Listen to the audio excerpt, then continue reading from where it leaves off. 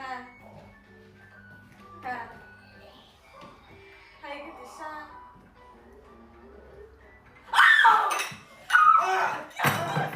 Yandı, yandı. Çok yandı. Yandım.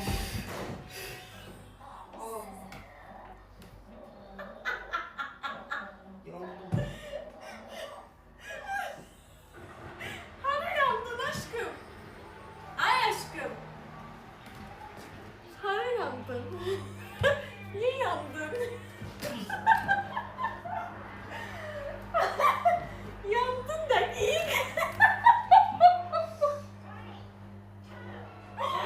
Hayal eləmirsən də, sən hayal eləmirsən.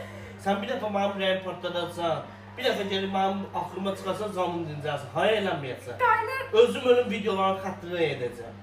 Bəlkə olsun, yer sus. Bəlas pulu. Ya soyuq çaydan artist yeriyib yandım diyen nənəm idi, ya mən idim. Mən nə bilim, psixoloji insan elə bir işi istidir. Ay, Onu çıxartma, bir də bir şey yatağını dəyişib, yaş elədim məni. Allah rəhmət